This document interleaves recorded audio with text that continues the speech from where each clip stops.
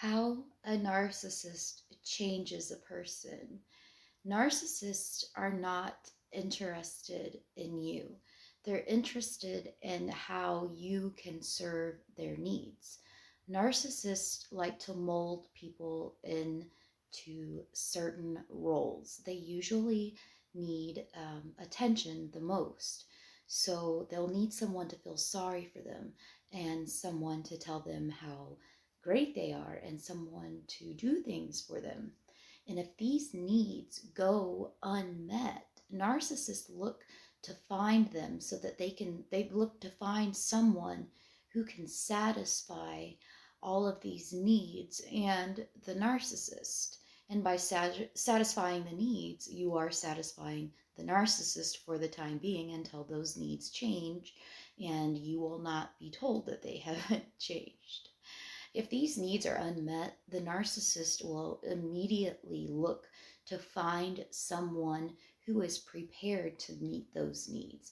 And they too are prepared to force a round peg into a square hole yet again. A narcissist will happily change someone to provide a better fuel source so that they can get what it is that they need. Here are the ways that narcissists change their needs and look for people who will satisfy those needs. They'll tell you what they need sometimes.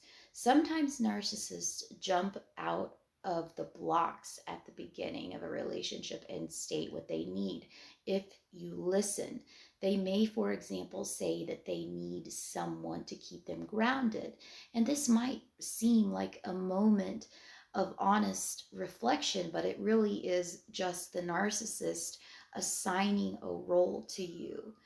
I'm going to do whatever I want, and you're going to be the sensible one that picks up the pieces, is what the narcissist is saying. Mold you into their rescuer. Narcissists like to play the victim, and they also like to use people as rescuers. And sometimes those roles will reverse, or the narcissist will play both the victim and the rescuer at the same time. They gain attention and favors by screaming and crying, "Poor me," all of the time to as many people as they possibly can. They try to find somebody like an empath who is a natural rescuer.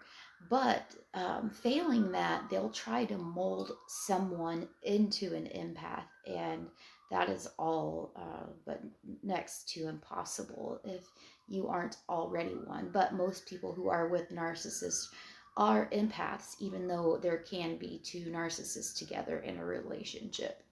So the narcissist punishes failure to rescue them, and they might guilt trip, silent treatment, or openly chastise. "You know I get lonely. Why didn't you come see me?" says the narcissist. And they steer you to the role of the savior. You get into this habit of rescuing them, so they put you in a box, only taking you out when a need arises.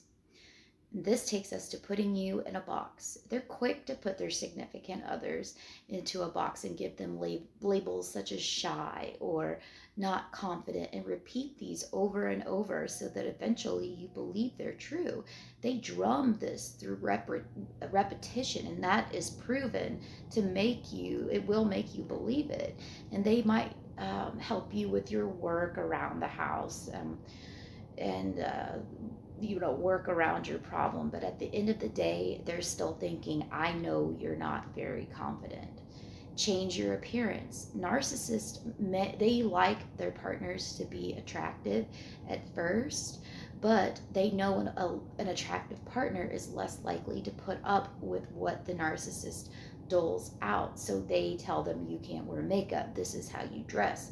They control everything down to what you're eating, and they're keeping you in a constant state of anxiety, fight or flight. So if you're not dead tired all the time, you're sick and your immune system is compromised, and you are more easily controllable by that narcissist. How the narcissist behaves when they are caught in a lie. They will lie more. They will contort and twist reality, gaslight you, saying, I didn't do what you saw me doing, or a million other versions of that didn't happen, regardless of the evidence that you have with you. They will project their own bad behavior onto you. They will play the victim. They will guilt trip you, and they will be offended at being called a liar, even though you have copious amounts of evidence that would definitely lead any person of any kind of sanity scratching their heads, saying, why is this person denying something that's so blatantly obvious? They will blame it on somebody else. They'll remind you of something that you did 20 years ago. Maybe you really didn't even do it, but the narcissist believes that you did because they believe their own lies. You know that thing that you did, that you apologized for it and made right? They still remember that one thing from 20 years ago and use it as a weapon against you. They will erect conspiracy theories, and assert all kinds of logical fallacies, and spew tons of word salad mumbo jumbo that doesn't make any sense if they get backed into the proverbial corner. They will go into a narcissistic rage due to the narcissistic injury of getting caught and not being as slick as the narcissist would like to think of themselves, him or herself. A narcissistic rage has an intensity that a typical rage does not, and it is often way out of proportion compared to what it is they are actually angry about. And sometimes, if you ask them why they are angry, they can't even remember what the transgression was, what your crime is that you're guilty of automatically in that narcissist's mind. Um, Psychopaths are not as bad as narcissists when it comes to this. And I can guarantee you that a psychopath would just move right on to the next if they were caught straight up cheating red handed, and they will probably stay away from you. That's why it's good to figure out what type of narcissist it is that you are dealing with. So a psychopath mainly avoids the topic, avoids the subject, and avoids the person because they are very intelligent, especially with their lies, and remember their lies very well, and they study your behavior very well. So they are also very self-conscious of what they are saying. Many of the things that they say and do are premeditated on a level that you wouldn't even believe. They always provide some form of proof, even though they are still lying, almost like they want you to figure it out.